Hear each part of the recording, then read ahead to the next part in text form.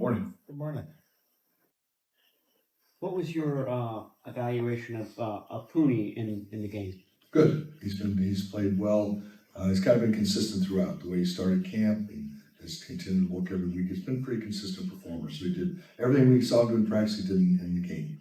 He pulled on the touchdown. I mean, that's something that you do a lot with Banks. I mean, is he good at that? Is that something that He's good at it. Yeah, he's got some. I mean, there's some things about him moving the move inside. There's some little things that he needs to work on, and pulling's going to be one of them. But he's done a really good job in everything. He's developing in all those areas. He's very diligent in studying what to do next and listening to take coaching. And he's doing a nice job. But that is going to be something he's got to work on. Chris Hubbard, how did he grade out, and can he play comfortably both sides? Chris can play both sides. Yeah, that's what we're working him primarily on the left because he's uncomfortable there. He's more comfortable on the right side, in my opinion.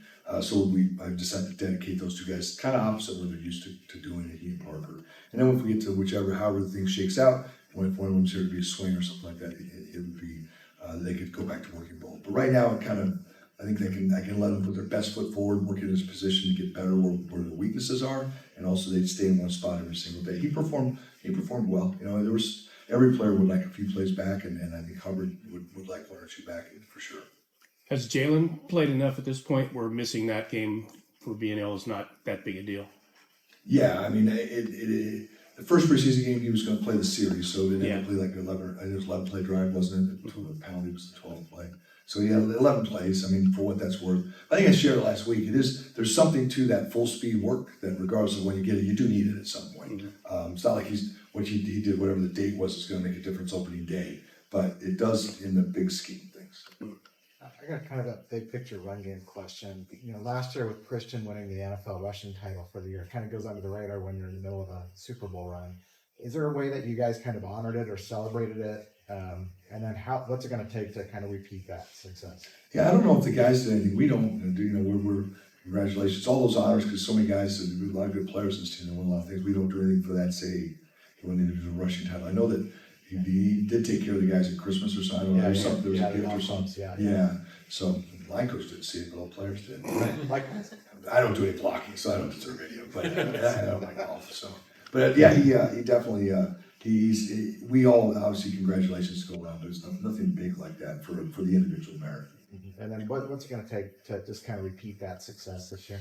Every year's different. The cliche answer is a cliche for a reason. I mean, every year it's a brand new year. You have to get out there and start doing things and see where it goes. I mean, how defenses play. There's so many different things that can come into it. That how well your quarterback plays. If your receivers are healthy, that you can throw the ball and keep them off your running game. And there's just so many things. I mean, you look at the run we had to open in Pittsburgh. We watched it the other day, and the big 50 or 60 yard run start in the second half. And it was an incredible run. It's incredible. Maybe that guy tackles him this year. And you have 4 or 5 of those a year, and it looks different. You just don't know how it goes and how the season plays out. We were able to get a lot of runs in the fourth quarter games this year. There were a lot of games that we don't have a lot of 2-minute drives. We should have a lot of trying to kill the clock at the end of the game. You guys have in the past sometimes rotated guys at a position. What are the benefits of that for a young guy? Oh, it's huge. And I don't even know why. I don't know how I decided to do it, but you can kind of tell. I even did it with Feliciano, who I didn't think Burford. I didn't think Feliciano was going to play as much it was a Green Bay game in the playoffs. But also I noticed, I said 97 was giving him some issues. So instead of getting in a routine of rushing John Feliciano, you put Burford in there, and the defender has to deal with a different guy.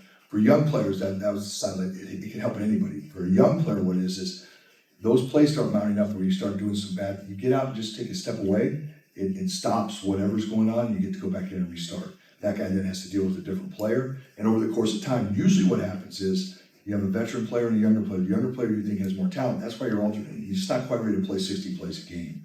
And our position is one like some other positions on the field. That defensive line, for example, you can get a rookie 20, 30, 40 plays because they rotate so much. That's what starters do. Offensive linemen, you can't. People think you shouldn't. I know you can do it. And it does. That's a great way to work a player in just because he doesn't get exposed. Analytics was, they would say, every time we took him out, they were saying that was about the time his play was starting to do this. Now, I'm not saying I did it because of that. I kind of had him in my mind 2 series, 3 series. But you kind of feel that, and you talk to him on the side, you feel that things are getting a little loose. Let's bring them back over here. And they stand for a minute, catch their breath, and they can usually get back into a rhythm. A lot of offensive line coaches preach the continuity. When did you first maybe do that with the figuring, okay, it was worth shuttling Well, guys? here's what I saw when I was with the Vikings, we drafted a rookie tackle that I watched him be completely destroyed. Like just week after week, game after game, he wasn't quite good enough. He wasn't quite ready. And by mid to the end of the season, he went on IR because he was beaten up. He was just hanging on for dear life. And we didn't have somebody to rotate, but we did have somebody that would have helped him, you know. When I went to Tampa, we drafted we had a veteran player there, right tackle that came from another team, and we had a right tackle that I thought could be as good, and we just started rotating. That was the first time I did it. It was back in, I think we were in Orange. I think it was 1996. I did it, and then I did it again in Baltimore, and did a couple different places for it. But we managed through it. We've been lucky, you know, that it's worked out. But it's worked out that way that you can help to develop. Where do things stand at backup center? Well, right now it's you have Barch and Sikel that are battling out with Nugent there as well. You have three guys that they can do it, and then we'll work the backup, and we'll see how it plays out as the year goes on. Sikel obviously took the starting reps. I would say that if you looked at him and said, what's Sikel's strengths and what Barch's are, I think that Sikel's probably playing a little bit better. Center suited him better, and guard probably suits Barch better. And not that either one of them plays center. That's the first game Sikel's ever played in a game center, and that was it in college anywhere. So, and I just say that's why I give him the edge right now. But they're both right there because then if you move Sikel to guard, Barch to center, it just depends on what you're looking at. You look at say, okay, one of those guys will be your third or fourth guard, backup center. It's a lot of pieces we're moving there. But right, that's what it is right now. Have you decided who's going to play what in against the Saints? No, I mean, we kind of briefly talked about it. I think some of it leads up to discussions on the last game because you have a small window of time between Sunday and Friday. You have to be careful how many guys you want to play. So you look forward to that game and you work back and say, okay, if we have a lot of players playing in that game, then maybe not as many this week because it's short turnaround. You don't want to give a short week preseason if you can help it. Chris, what does Kingston look like to you? He's getting better all the time. He's improving. One thing I love about these young guys, John Lynch and I were talking about this morning, is these guys they're working hard to improve, and they made some good strides. It's a tribute to them, not to me. We just do what we do. We go out there and do the same thing every day. But these guys have grabbed onto it, and he has gotten better. The things that we saw that were limitations with him, we felt were fixable, and so he's been able to fix some of them. It's still not consistent, but it's gotten better. So there were things that they get addressed, you know, and we addressed them, and he's addressed them, which is good. Sometimes it's hard to break a habit, and we've talked about it in here before, where you know those in a game when you start creating bad habits are hard to break. These guys over the course of their college career have some bad habits that you have to break, and the things he had wrong, he's really fixed it, so that's helped elevate his game every week. More guard or more tackle? More guard. He's played tackle out of necessity, and can still in the pinch, but he's a guard. Although he's got issues, he's got to work on his anchor and things like that inside because he doesn't, you know, there's pluses and minuses at both positions for him. So he's got to make up some space at guard to get better there. You ran the ball so well with Mason on the opening series, and then it was considerably tougher for Schrader and Breida. Was that just being behind a second line? Were there things they didn't see that Mason did see? We didn't block with all. Okay. We didn't block with all. And I want to get, you know, I'm telling you, look, we're down, and these aren't excuses, this is an explanation for me. I'm looking at it and saying, why? Holy cow. Well, really, at the end of the day, when you take Trent, Jalen, Feliciano, and Burford out of the equation, you've taken 4 or 5 people that are really starting caliber players. So then all of a sudden your starting group becomes a little bit more of a second tier group, and then the next group becomes more of a, you know, later in the game group.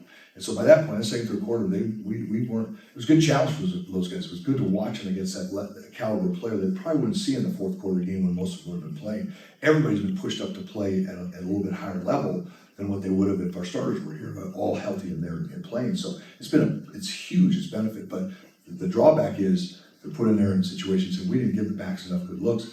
Fortunately, and we'll see how this week's a whole different thing. We protected decently. I mean, it was decent that. In the fourth quarter got a little bit loose with 2 tackles, but we protected good enough, which then at least we could do that, you know, because we weren't running the ball very well. It used to be that defenses didn't do a lot of blitzing in the preseason. I guess that's changed somewhat recently. But how do you feel about that? I mean, are you sort of glad that the Titans blitzed quite a bit just to give your guys?